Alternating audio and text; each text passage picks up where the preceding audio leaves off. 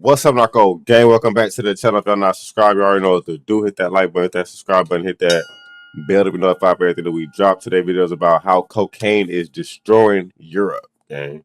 Now, not only is it destroying Europe, though, let's be real, it's destroying everywhere, bro. Especially, I guess cocaine had its era in different states, because cocaine went crazy in the 80s, bro. Well, crack went crazy in the 80s in America, but before crack, you had cocaine, right?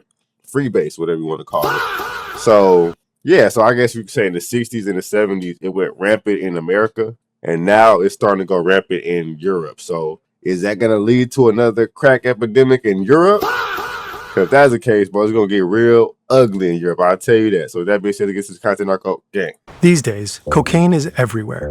On TV, in music, in clubs, and at work. You ordered Diet Coke, that's a joke, right? Ooh, girl, bump for life. We wanted to know more about this drug. Where does it come from? What does it do to those who consume it? And why is it all of a sudden flooding Europe? We had a ton of questions. So we started looking for answers from scientists, experts, doctors, users, and you. Wow. A few months ago, we asked viewers of our German channel to share their experiences with cocaine. Nearly 4,000 of them reached out to us. From all their stories, we created these characters. So this is based on real characters? So they really got an addiction at the workplace? That's actually crazy, man. They're based on real people from Germany, but we changed their voices and fictionalized their names. Of course, their stories aren't representative of society in general, but they do help us better understand cocaine. Let's dive in. Hello, Pablo Escobar. Tony just started his shift as a doorman at the club, but he's already fighting off exhaustion. I work 12-hour shifts in my main job. It's a two-shift system, days and nights. A constant, unhealthy change. You just run out of energy after a while. Inside the club, Linda has just arrived.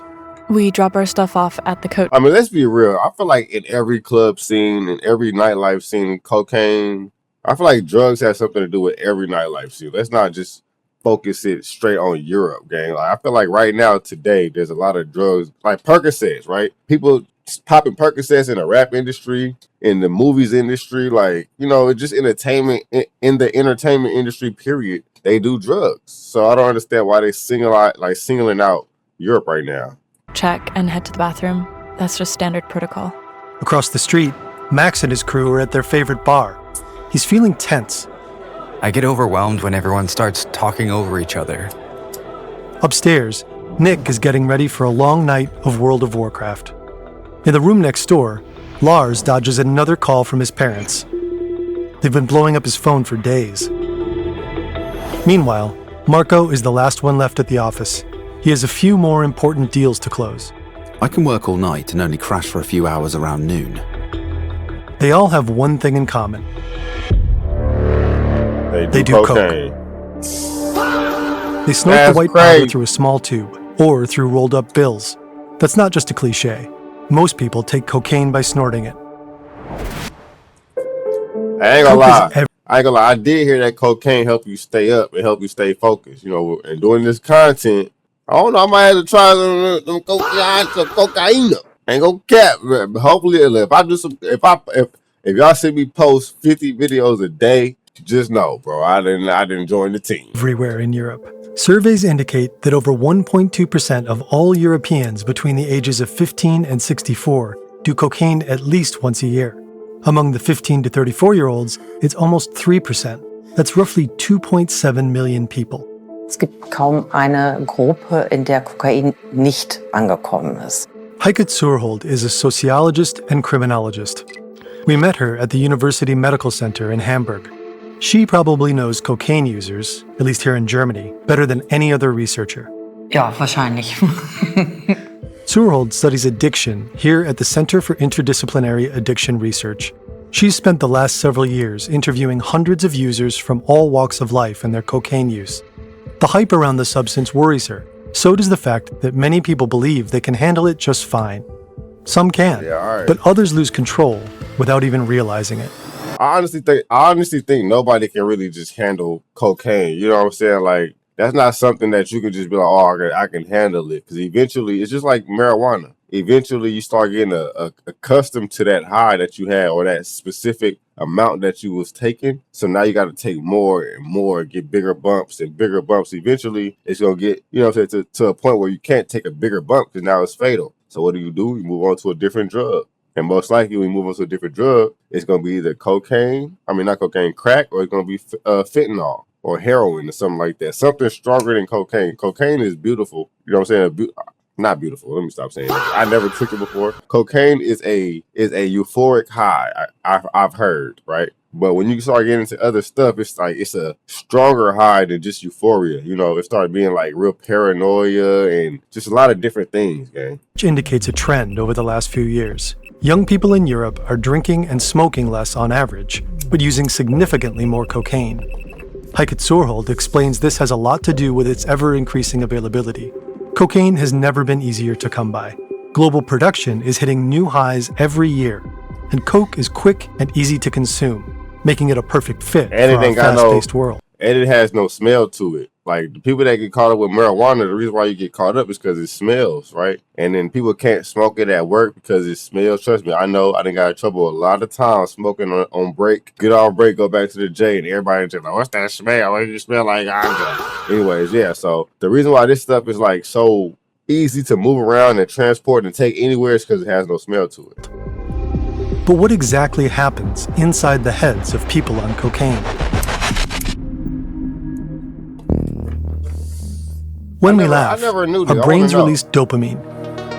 Dopamine motivates us and drives our desire to take action.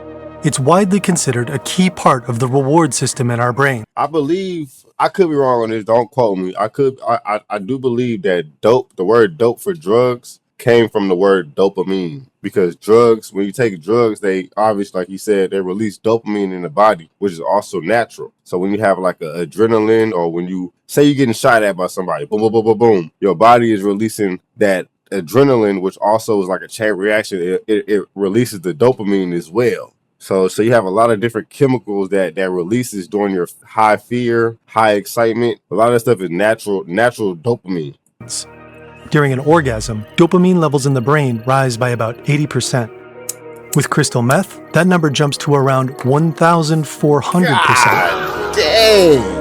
Which is why the drug is so incredibly addictive. Da kann man sich ungefähr die Dimension vorstellen, wie stark dieser Kick ist und wie unvergesslich ein solcher Zustand ist schon beim allerersten Konsum. This is Professor Mulick from Chemnitz University. We talked to him for our documentary on crystal meth. The link is in the description. A cocaine rush isn't as intense as the one you get from meth. According to some estimates, coke increases dopamine release by around 200 to 400% when it's snorted, depending on dosage and purity. Wait, orgasms is crazy. So see natural stuff like an orgasm will get you dopamine, gang. Now it's nowhere near the percentage of the drugs, but you can see that's natural dopamine. Still, it's a massive kick. Crushing that powder almost felt like a ritual, because you knew that very soon everything would feel a bit more intense. Everything would shine a bit brighter. I can feel it in my nose, feel it slowly running down my throat. That's how you know it's getting into your system. That's a real thing. I heard people say when you snort coke, you feel it dripping from the back of your nose down your throat. You can feel it dripping. That's a real thing. Your heartbeat picks up. Everything is pulsing. Your whole body is tingling, and you can automatically feel your mood go up. And all of a sudden you feel strong and pumped. I feel prettier on the outside too. Like I'm growing from the inside. You just feel bigger and extremely confident. I'm just happy, man. Like, genuinely happy. I get to enjoy life. It's just a really cool feeling. From the nasal cavity, the substance quickly makes its way through the mucous membrane and into the brain. The high kicks in within just a few minutes. Heart rate and blood pressure rise. Breathing gets faster and body temperature starts to climb. With cocaine, the most intense part of the high hits within 15 minutes. That's when you reach peak euphoria and feel the most uplifted. It keeps you awake and makes you feel invincible, cool, and uninhibited. Over the next hour or so, that effect fades. There are many reasons why people use cocaine. Sociologist Heike Zurhold has identified 4 main user groups, and they correspond surprisingly well with what our community told us in their messages. By far the largest group is recreational users. I heard Jesus did cocaine on a night out. What? I can feel my face when I'm with you. Many users take cocaine at parties, mostly on weekends. The problem is that some end up taking too much of it or mixing it with alcohol. Linda is one of them. Tonight, she wants to go all in. Have fun, So you're not supposed to mix cocaine with alcohol? That's crazy. a couple of beers, a couple of lines, connect with friends. I guess that's what I want out of a good night out. It only takes a quick trip to the club bathroom to shake off all that nasty weekday stress.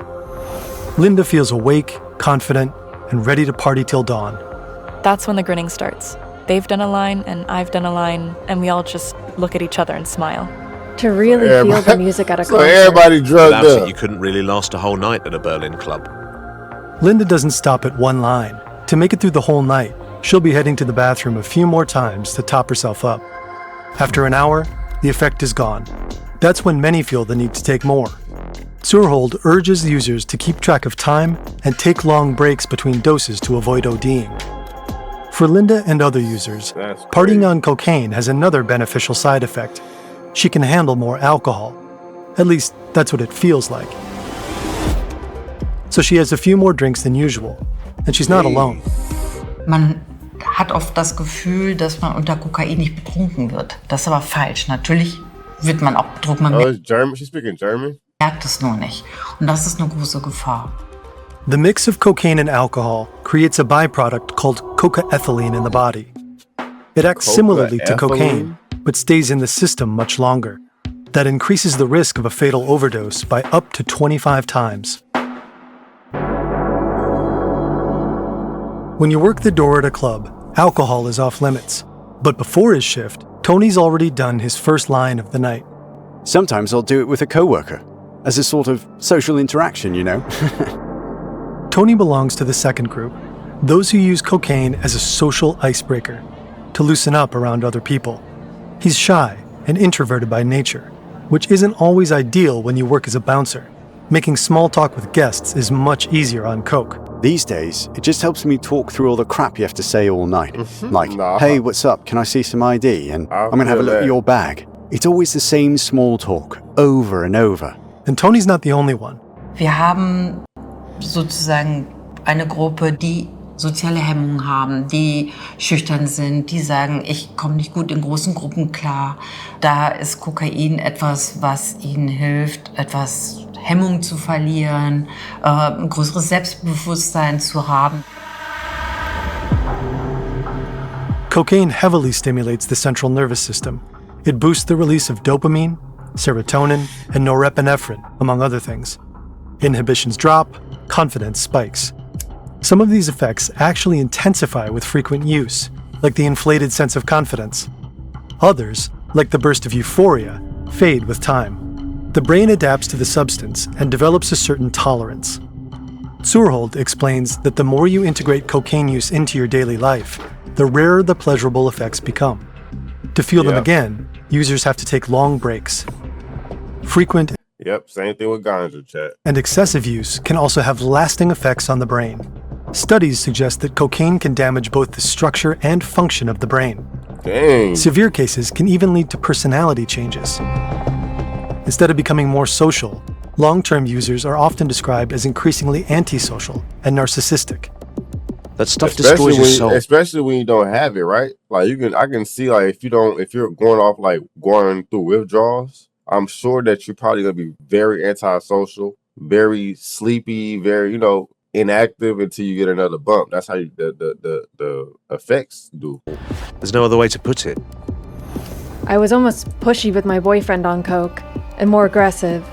But at the same time, I got super sensitive. Coke turns you into an animal. I get so aggressive and barbaric. And sometimes I just enjoy just dropping politeness and randomly screaming at people. Zurhold confirms that aggression is a common behavioral side effect.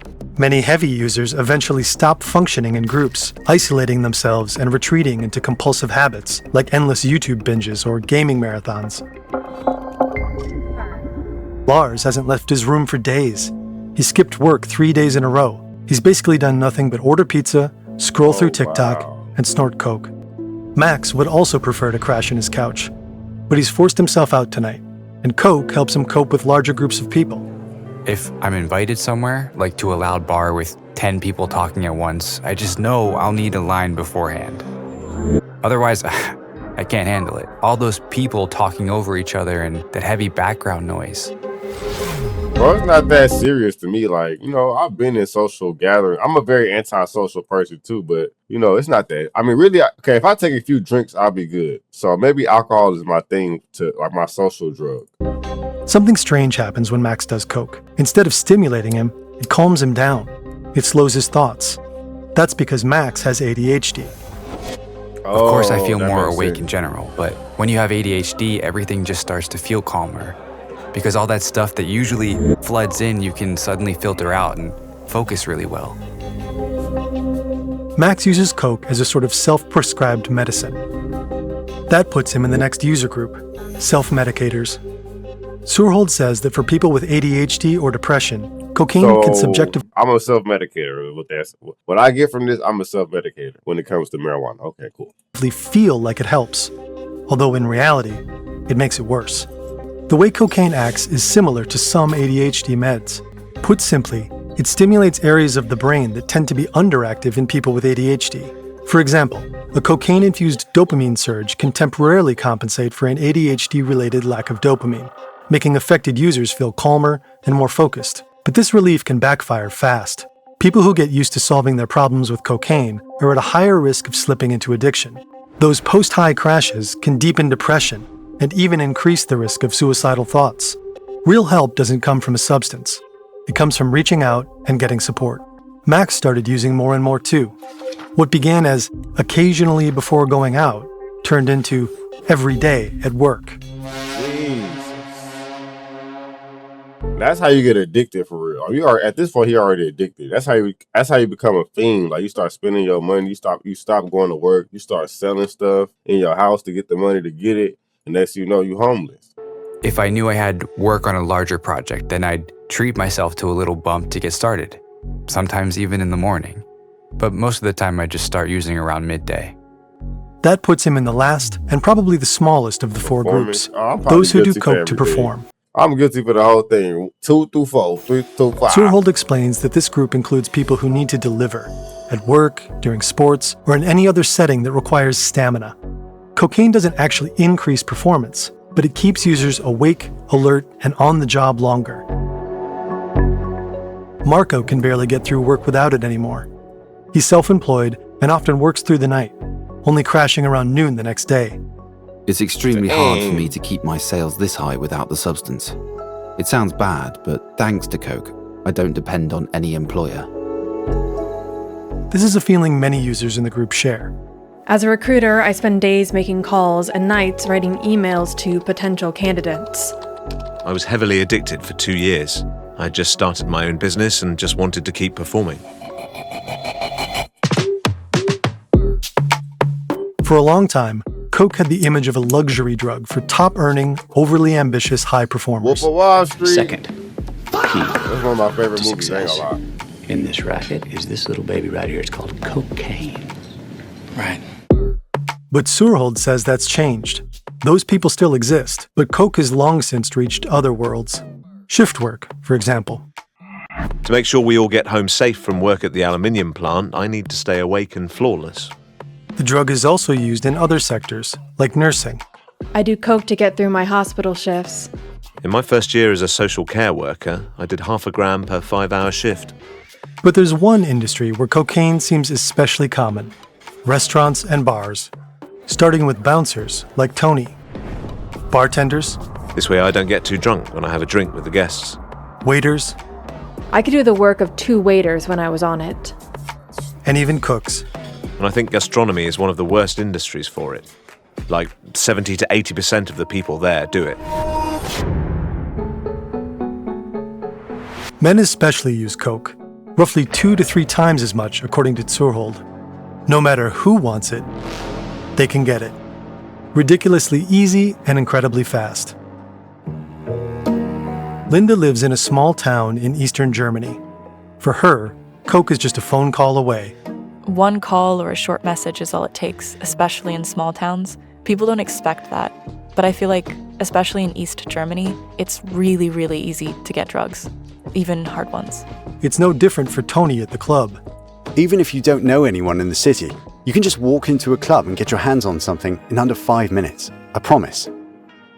In major European cities like Berlin, Madrid, Vienna, or Amsterdam, so-called drug taxis deliver cocaine right to your door within minutes.